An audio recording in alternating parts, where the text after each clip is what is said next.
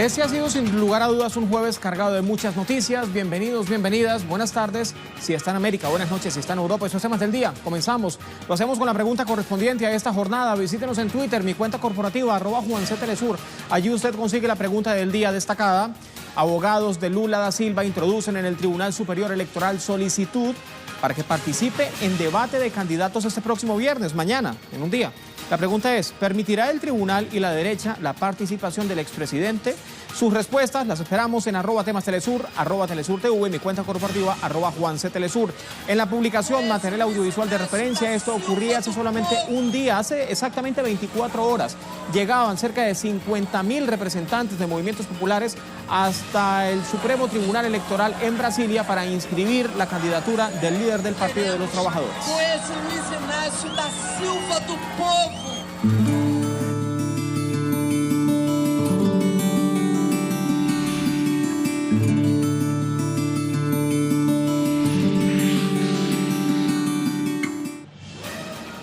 ¿Usted cree que continúe la persecución política y judicial contra el expresidente de Brasil, Luiz Inácio Lula da Silva?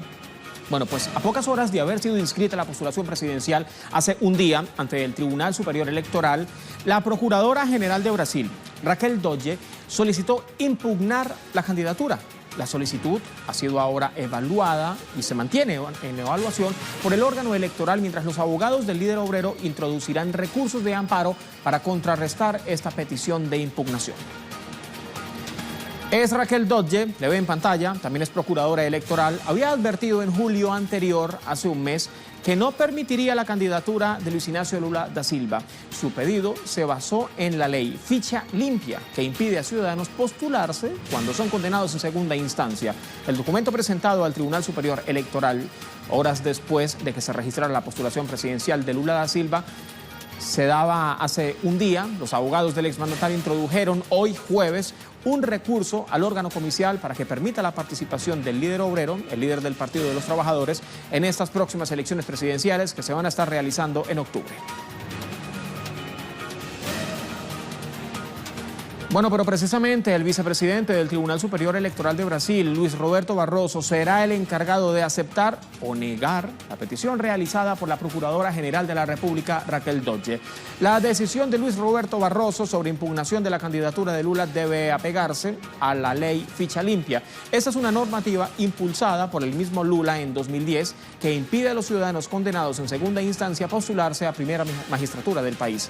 En relación a esto, Barroso, que es un pleno defensor del caso Lavallato, decía recientemente que llevará el caso al plenario de los jueces del Tribunal Superior Electoral para ofrecer en conjunto un dictamen.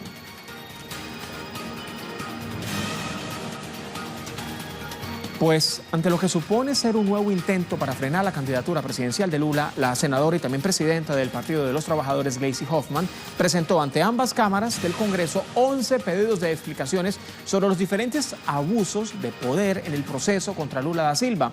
Entre los funcionarios a quienes se solicitan explicaciones por los atropellos judiciales cometidos contra el dirigente obrero Luiz Inácio Lula da Silva, figura la Procuradora General, figura Raquel Dodge. A esta lista también se suma el ministro de Seguridad Pública, Raúl Jungmann, el presidente del Tribunal Regional Federal de la 9ª Región, Thomson Flores, y el propio director general de la Policía Federal.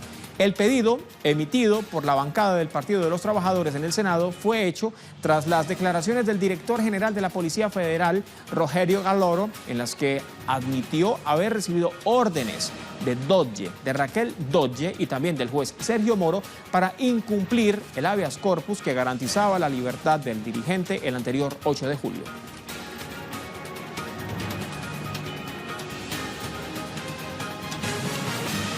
Bueno, pero si vamos atando cabos, la fiscal general de Brasil, Raquel Dodge, fue la misma que presionó a la Policía Federal a no cumplir con el habeas corpus. Esto ocurrió el 8 de julio. La pregunta que nos hacemos, ¿cómo es que una funcionaria pública ordena el desacato de decisiones judiciales? André Vieira, ¿quién responde esto? Mira, te pregunto lo mismo, compañero. En una democracia esto no podría pasar, ya que estos funcionarios de la justicia, del Ministerio Público, deberían actuar de forma imparcial aquí para justamente actuar para mantener la democracia aquí en este país. Los movimientos sociales, Juan Carlos, denuncian justamente la actuación política de estos funcionarios, de esta fiscal general, por ejemplo, Raquel Dodge, que recordemos en el momento, porque aquí en Brasil el Ministerio Público indica 3 personas, una lista triple, y el presidente puede elegir a cualquier uno de estos 3. Y el presidente Michel Temer, el presidente de facto, ha elegido justamente la segunda más votada, y no la primera de la lista, el primer de la lista, ya que, por ejemplo, esta era una tradición de los gobiernos del Partido de los Trabajadores, siempre enviar como fiscal general al primer de la lista, pero Raquel Dodge fue justamente la segunda, así que los movimientos ya denuncian desde hace mucho que ella fue puesta justamente para hacer lo que está haciendo ahora en este momento, haciendo justamente, por ejemplo, esa presión para que no libere a Lula da Silva de la cárcel el pasado 8 de julio, ahora ya con este recurso listo, luego de algunas horas después del registro de la candidatura de Lula da Silva, ella ya entró con este recurso, pero esto ya había sido informado antes, hace algunos meses ella ya hablaba que una vez registrado iba a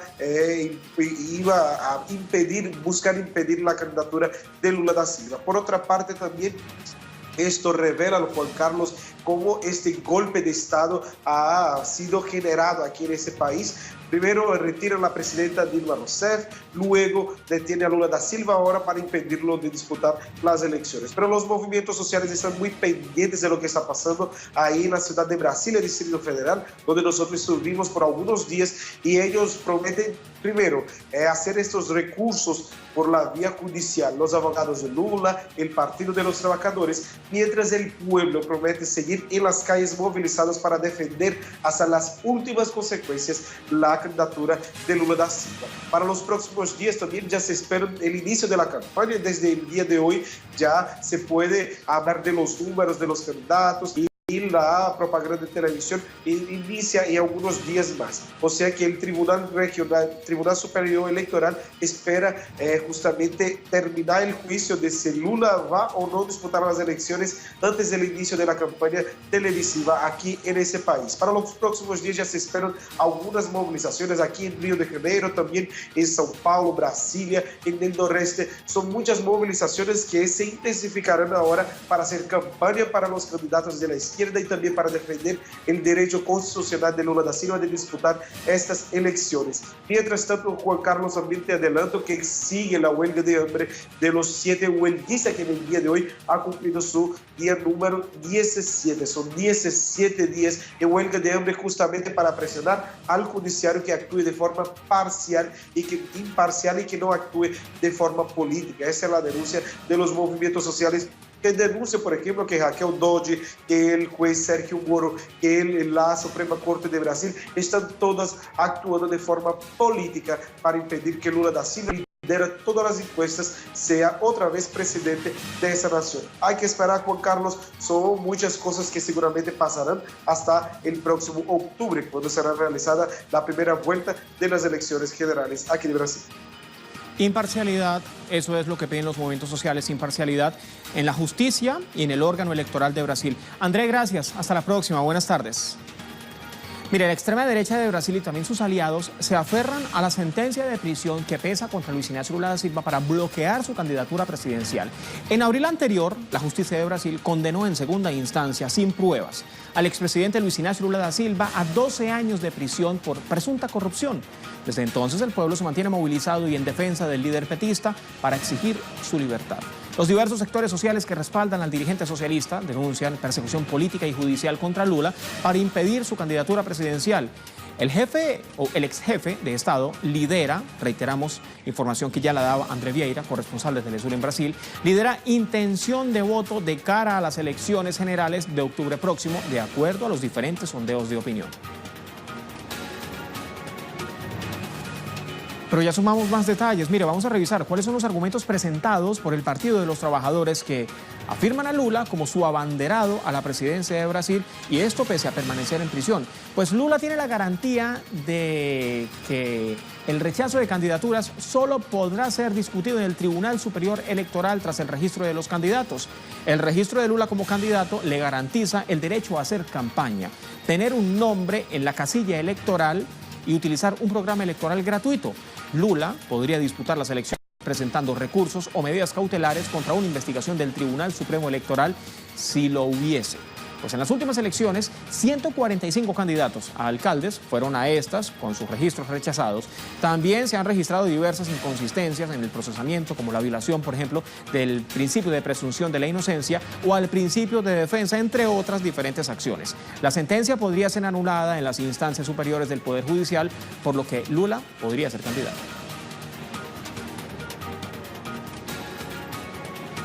Rememoramos información. Ayer, hace un día, el Partido de los Trabajadores registró la candidatura de Lula frente al Tribunal Electoral. Pero la pregunta, ¿qué viene después? ¿Qué pasa ahora? Bueno, si se recibe alguna denuncia contra Lula, como ya ocurrió, el Supremo Tribunal Electoral debe abrir un proceso para evaluar la candidatura de Lula. Si no la impugna, entonces él podría ser candidato y ser electo presidente incluso. En cambio, si el Tribunal Superior Electoral niega la candidatura, los abogados de Lula podrían introducir una interpelación al Supremo Tribunal Federal. Pero si el Supremo Tribunal Federal acepta la interpelación, entonces este podría ser candidato, pero aún quedaría pendiente el proceso de investigación en su contra por el presunto desvío de dinero público, sin haber aún pruebas de ello, pudiendo ser que los tribunales determinen la culpabilidad. Aún siendo electo, Lula no podría asumir la presidencia y sería el segundo más votado, el adjudicado como presidente. Pero si el tribunal no acepta el recurso, entonces el Partido de los Trabajadores tendría hasta el 17 de septiembre para cambiar su candidato, pudiendo enfrentarse a la nulidad de la misma si no lo hiciese antes de esa fecha.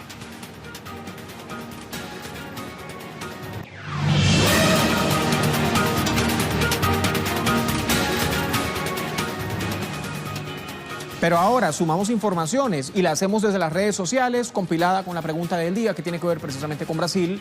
Hoy los abogados de Lula introducen en el Tribunal Superior Electoral la solicitud para que participe en el debate de candidatos este próximo viernes, dentro de un día.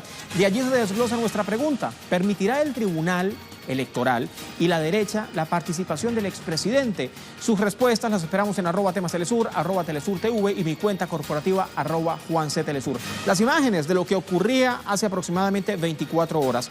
Esta era la marea roja que estaba acompañando hasta las afueras del Tribunal Superior Electoral de Brasil para inscribir la candidatura de Luis Ignacio Lula da Silva para la presidencia de octubre próximo en Brasil.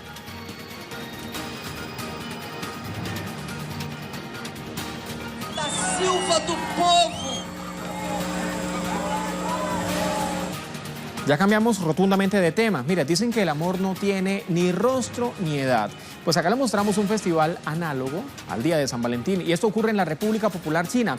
Las parejas con más de 50 años de casadas son agasajadas. Como todos los días en realidad son el Día del Amor, pues celebramos y enviamos un mensaje de amor y de paz, sobre todo de paz, a todos los que nos ven a través de la pantalla de Telesur. Y con esta tierna y bonita imagen vamos a la pausa. Ya venimos. Eso es Temas del Día.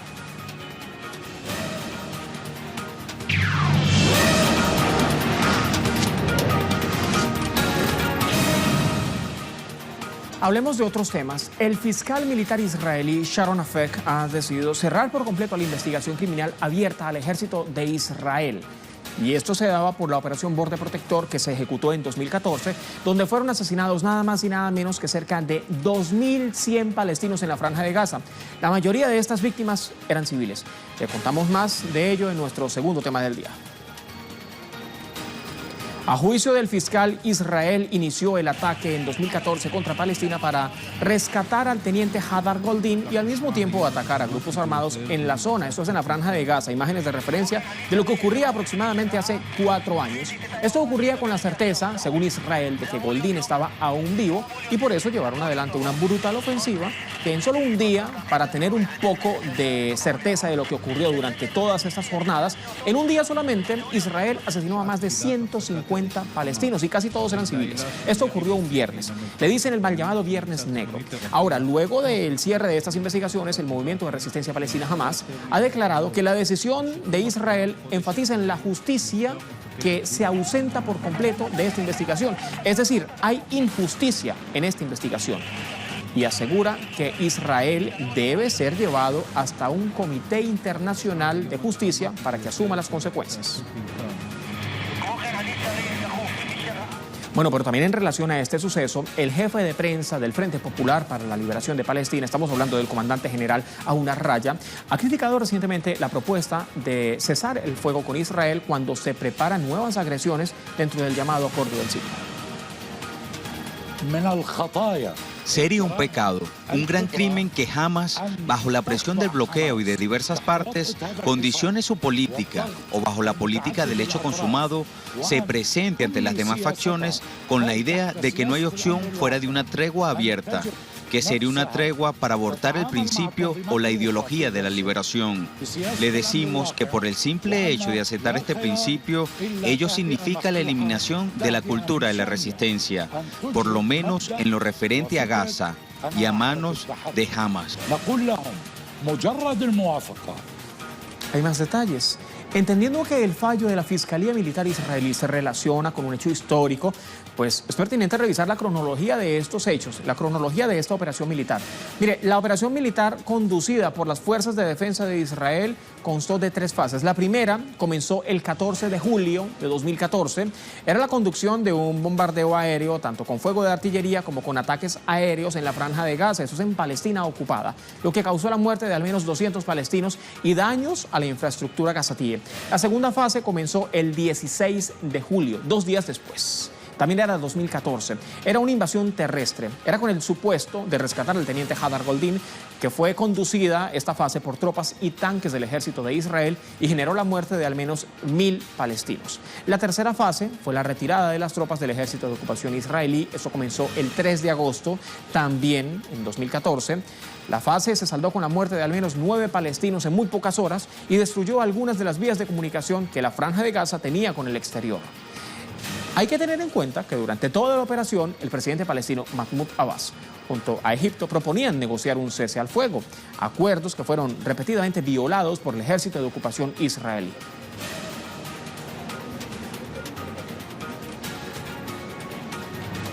Hay cifras escalofriantes, cifras que nos llevan a remontar en el tiempo, las cifras que dejaba esta operación militar que afectó la vida de los palestinos, sobre todo en la Franja de Gaza.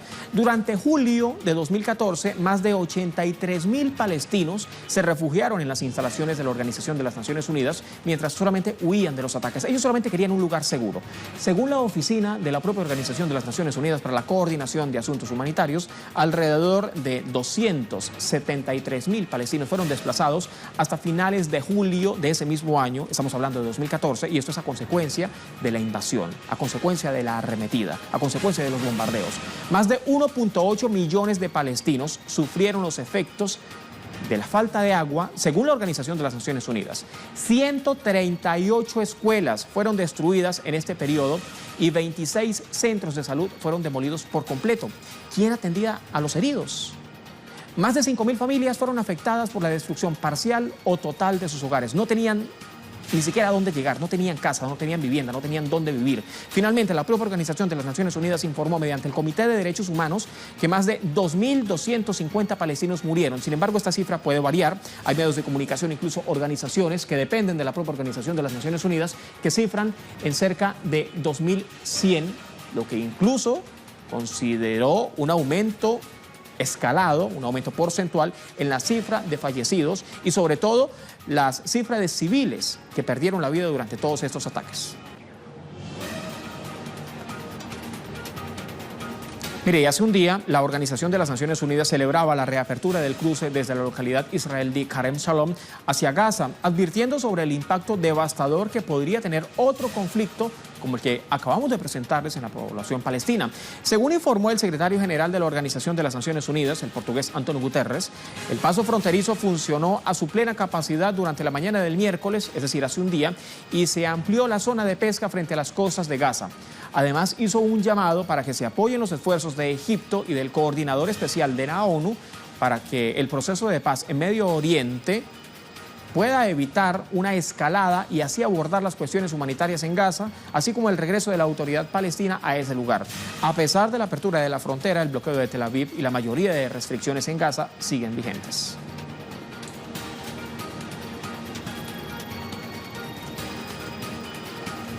Hay más noticias, vamos a revisarlas de inmediato.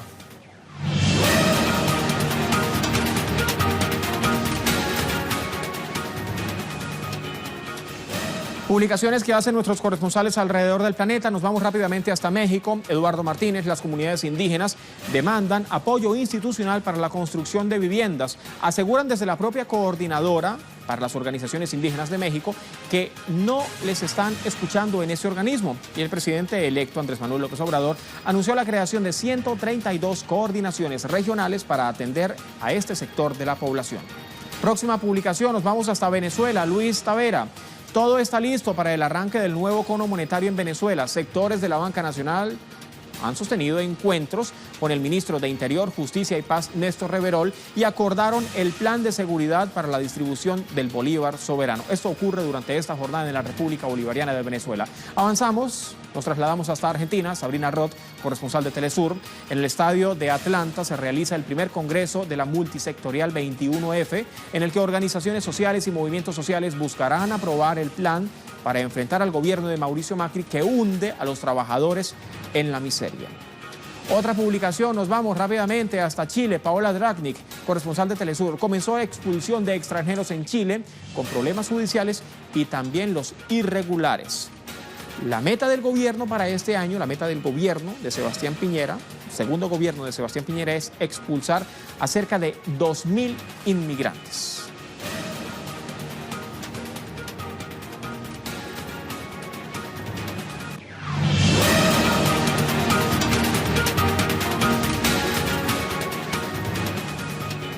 Nuestro tema en desarrollo ya nos lleva hasta Colombia. Una misión de parlamentarios del Reino Unido que hacen parte de la Comisión Tripartita visitan este país para verificar la implementación de los acuerdos de paz. Tatiana Portela, ¿por cuánto tiempo estarán estas personas en Colombia? Buenas tardes.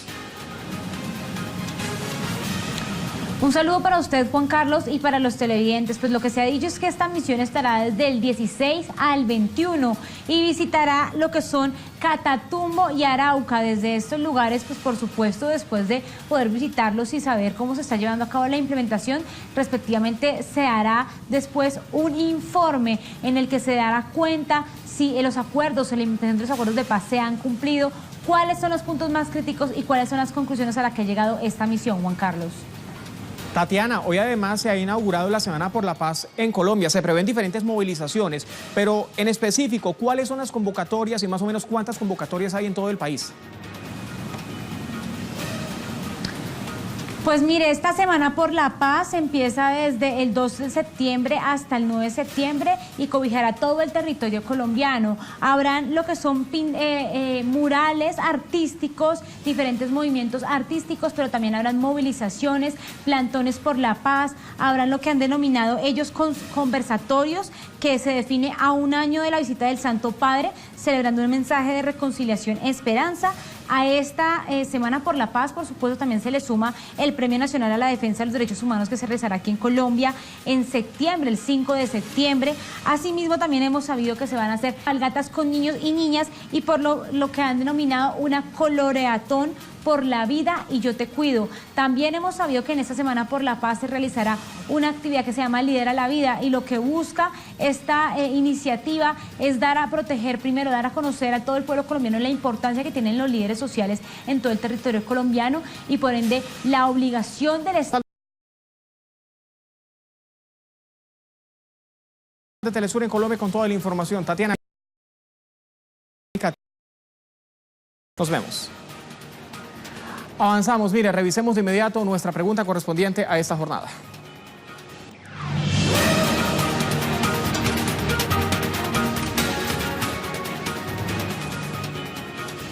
Tenía que verlo con nuestro primer tema del día. Brasil, abogado superior electoral la solicitud para que para el próximo La pregunta es, ¿permitirá el tribunal y la derecha la participación del expresidente?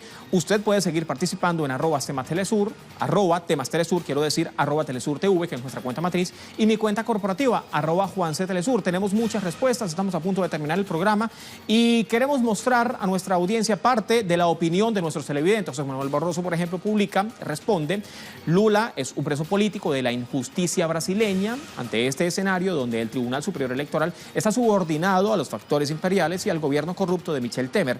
Es lejana la posibilidad que permita su participación en este debate. Veremos, también veremos. Otra publicación, otra respuesta, Yaolt Atlán. Si el fascismo brasileño limita los derechos políticos de Lula, solo lograrán hacerlo más popular.